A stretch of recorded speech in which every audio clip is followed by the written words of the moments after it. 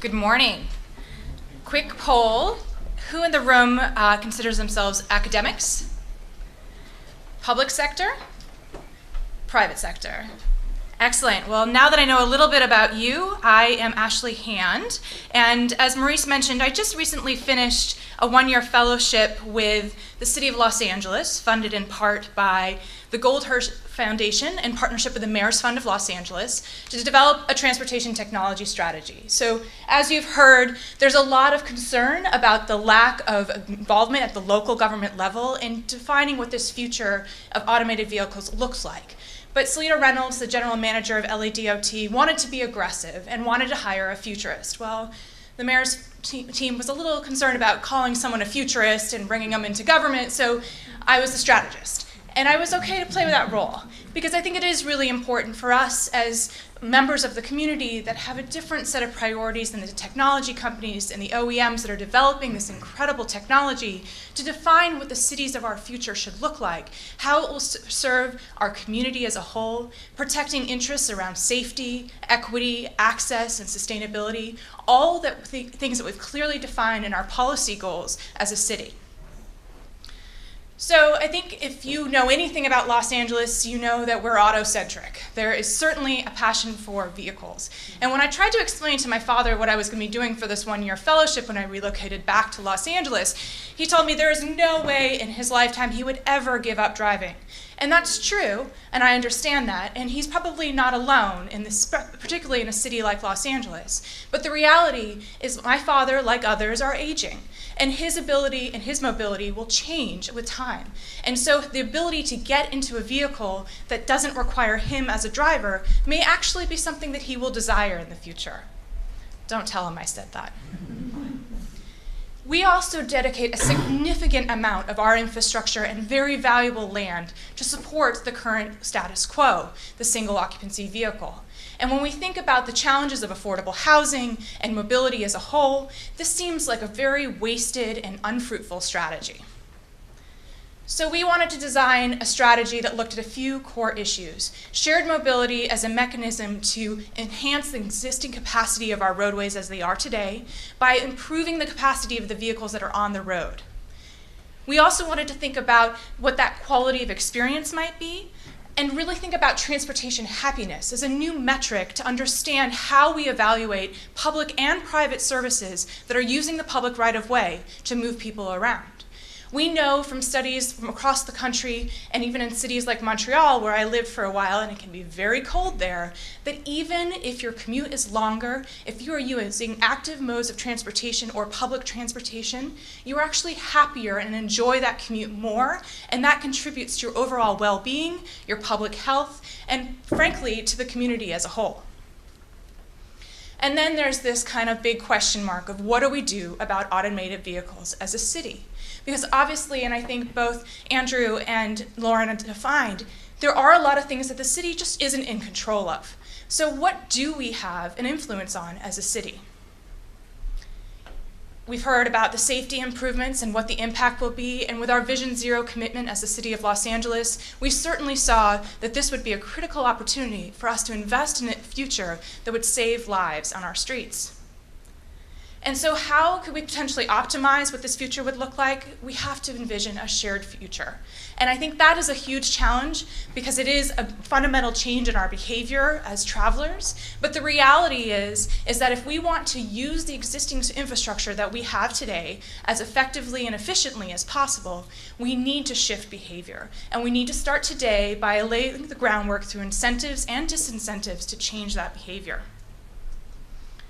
So our vision is to create a future that increases our mobility, improves safety and access, and ultimately creates great streets, because this is our public space. And if we redefine our cities as civic space, all of a sudden we're changing the nature of our neighborhoods and our communities as a whole.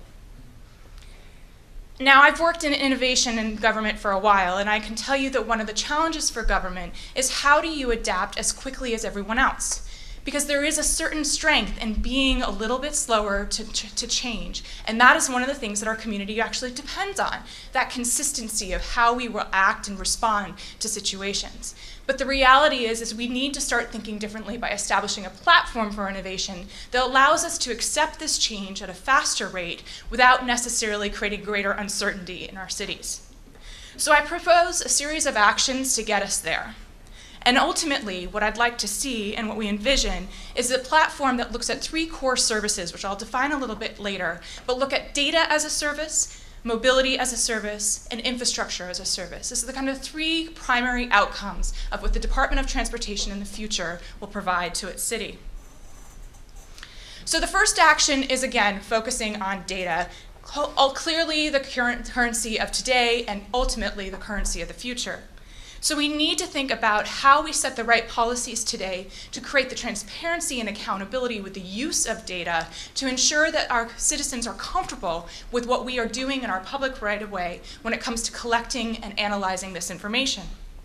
And ultimately, we want to define what can be shared, how it will be used, and what you have rights as a community member in terms of protecting your own personal privacy.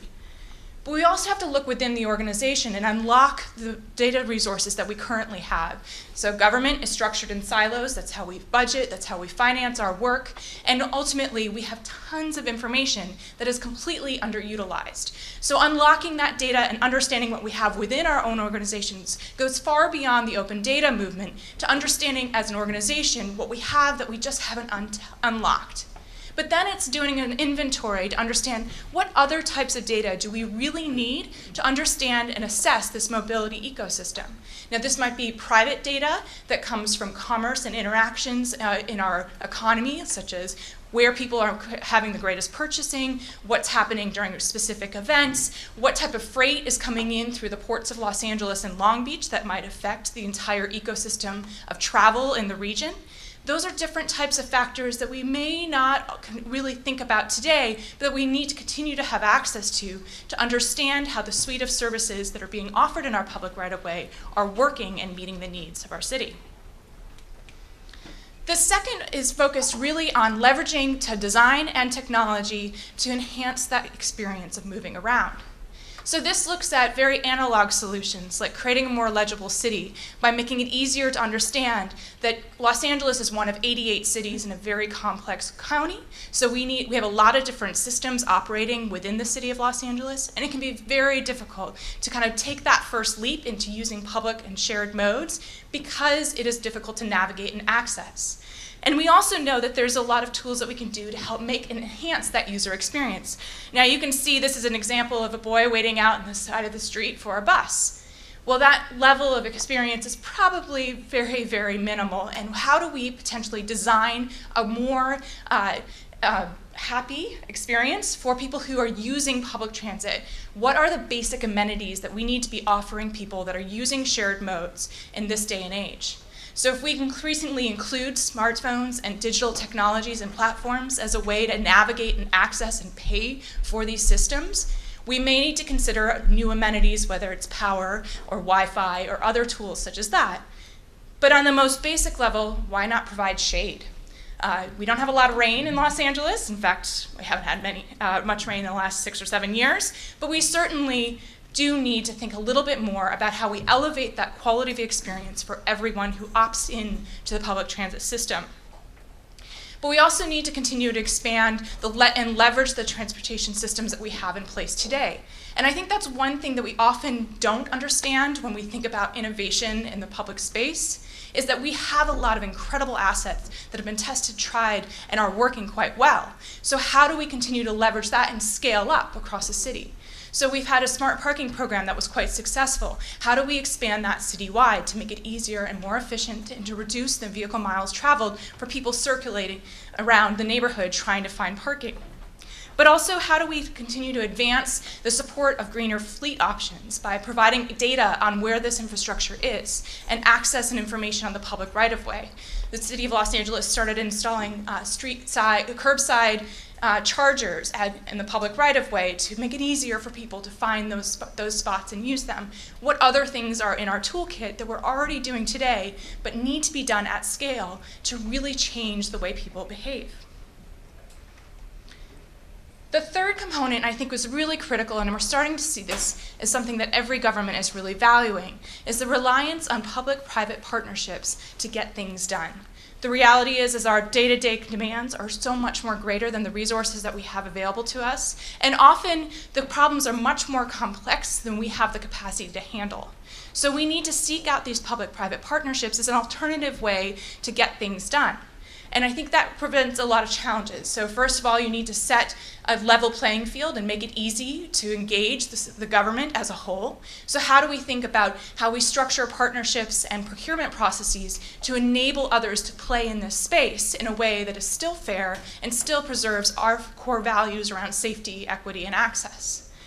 But then the other kind of a part of that is also thinking about how we may extend our reach and services as a public transit agency into neighborhoods that may not be well served by the traditional transit models by connecting them through partnerships with other providers in the private space that can help extend our reach, but create a cohesive experience for the community to get around the city. So we recommend things like looking at our transportation demand management ordinance, which is something that's just been started and is underway, looking at ways to make it easier for people to partner with the city, and then we're developing a shared mobility action plan, which goes into specific recommendations around the rules and regulations that we currently have. So for example, we have a very slow market for car sharing in the city of Los Angeles because we don't have a permit for it. So there is no on-street parking allowed for car sharing services. But the advantage we have is that there's a lot of other cities who've been quite successful in this, so we can continue to glean and learn from what others have done and apply it in kind of the best and greatest form as the city of Los Angeles to make sure that we meet the needs of our community. But we also need to dedicate staff resources to partnerships. For example, the city of Los Angeles partnered with Google Waze quite early to provide event enclosure information to the application to help people navigate around the city. But not having a single person manage that relationship meant that the opportunities that we had as a city to benefit from the partnership were often going by the wayside. So not only in creating a position or the opportunity and responsibility for an individual to manage those relationships, which I think would be very interesting and exciting for any person that's interested in transportation, it also is an opportunity for us to get the most out of these relationships by creating strong and effective project management and clear measures for success, and ultimately allow us as an organization to continue to evolve as we kind of manage how these outcomes can benefit the Department of Transportation as a whole. The fourth core action is looking about this. Once we have collected all this data and have consumed all this data, how do we continue to create feedback loops, not just with the infrastructure that can provide data and information on the conditions and real-time information about congestion and other things that are happening in this mobility ecosystem, but also from our customers themselves. How do we understand where people are and how they're feeling about the services that are available to them, and then adapt on the fly? And I think Andrew mentioned that as well, that there's a real need to create this feedback loop. But we need to understand what the tools are that we have in our toolkit to do that, and then train ourselves as a workforce in terms of how we can actually consume and translate that into action in real time, ultimately to move to being a more responsive city.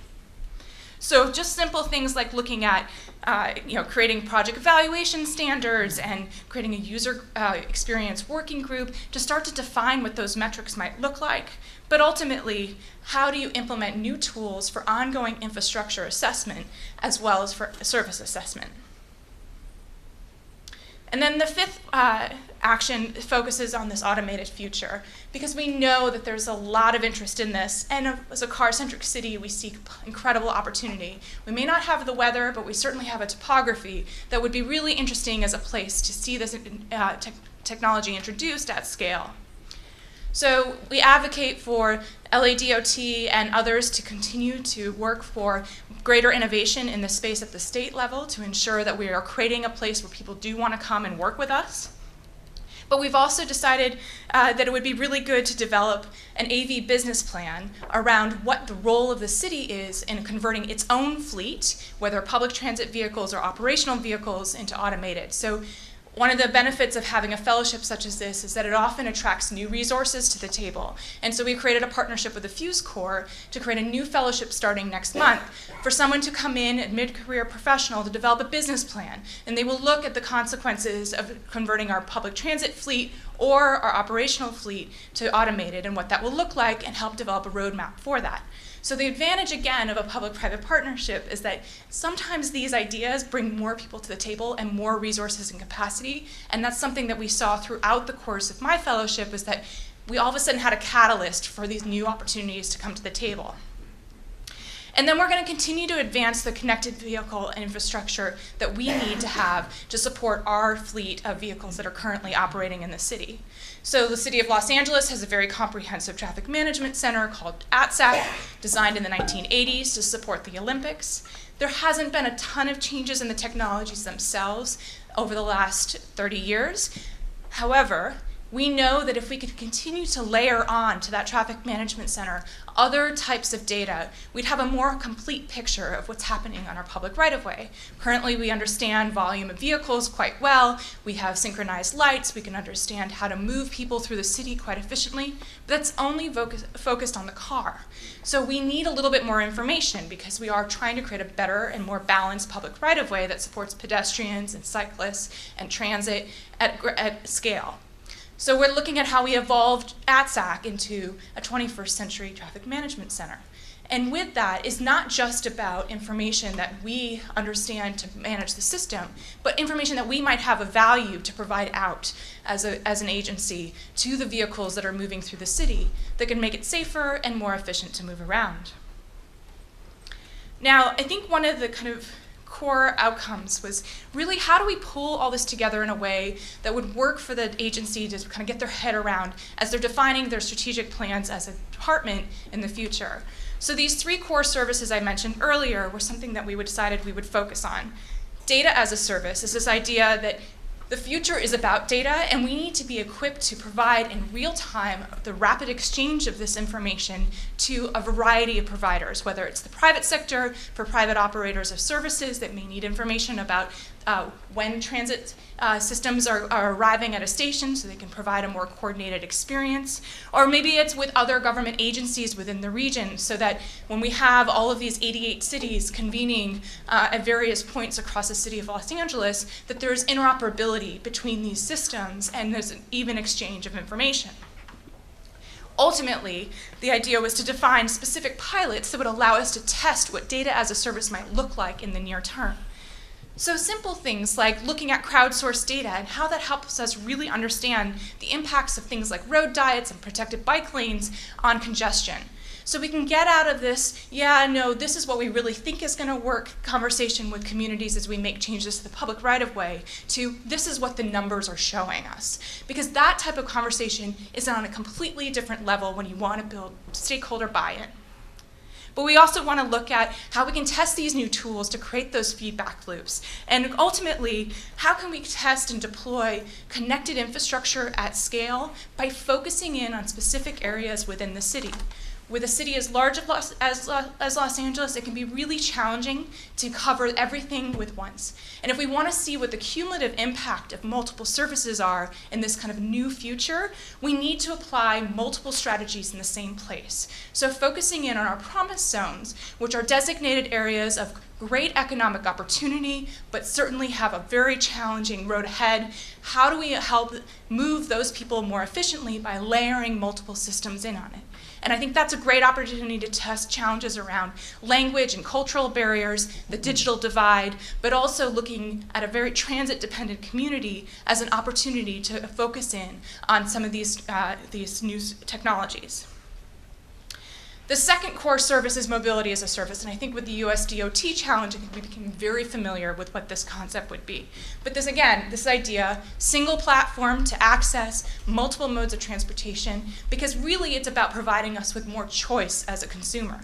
Because I have different needs as a mom with 2 kids in car seats during certain times of the day than I do when I'm working and on my own and need to move to a meeting. So those providing someone like me a single platform and a single mechanism to pay for any mode of service allows me the flexibility that I need from day to day, from hour to hour over the course of a week.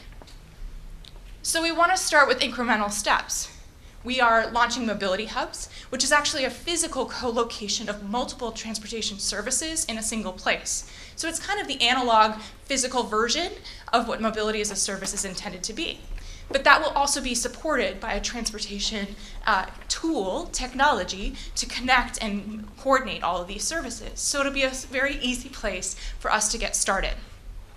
We also want to look at things like on-demand transit for our lower density neighborhoods. Now there's a huge misconception that LA is low density. We actually have high density through all of our suburbs, but the problem is that the different scales of these communities make it very difficult to provide the same service at scale across the entire city. So we have to be able to customize and localize these services in real time to really match demand and need with appropriate resources. And then we want to try to figure out how do we expand these sharing services that we see that are very much enabled by technology, but are often across the digital divide to lower income communities, because they're the folks that may benefit the most from from a reduced need to own a vehicle. And finally, infrastructure as a service. And I definitely think this is the crazy idea that perhaps may have the most resistance. But it's thinking a little bit differently about how we currently fund and access our infrastructure. We see infrastructure as a right, as something that we're able to use and no matter what. But the reality is that we are no longer funding it adequately, and we have a lot of challenges in meeting those needs. So this thinks about that pay-as-you-go model in lieu of a gas tax as a way of aligning the costs of how we use our infrastructure to what's actually being built and supported by the city. Now, there's a lot of different approaches to how this might be done, and at the state, they are testing a road charge pilot right now. I have a little thing in my car that not only tells me where and how long I'm driving, but gives me some really good telemetrics, so my poor husband, who has to drive all the time, now has a backseat driver even when no one else is in the car. But certainly, it's a really interesting tool that we're waiting to see what happens at the statewide level, because those decisions will ultimately have to come at the statewide level in terms of public policy. But in the interim, we want to see what tools and technology we can leverage to deploy temporary car-free zones within our city. How can we test assumptions around capacity and utilization? One of my policy recommendations is that we never expand a road ever again within the city of Los Angeles, that we are at capacity for that, but we need to figure out how to use it more effectively. So we need to be able to manage and measure that information in real time. And then ultimately, looking at how we could develop a network for AVs, which is something that I know Lauren mentioned, which is building up that connected infrastructure to enable that other layer of information so that the vehicles themselves are not solely responsible for providing all the information to that vehicle, but that they can rely on the redundancy of information from the infrastructure as a safety mechanism. So how could we potentially pilot congestion pricing on our city streets to incentivize shared modes and potentially create pathways for these automated vehicles in the future? So we have quick summary, which is a nice lightweight thing that you can print online, and then we have this honkin' thing, which is the manual, which goes into the why and each of the recommendations and quite a bit of specifics about best practices from around the country and the world. And you can check that all out at urbanmobilityla.com. Or you can find me and email me, and I can send you a link as well. But thank you very much for your time today.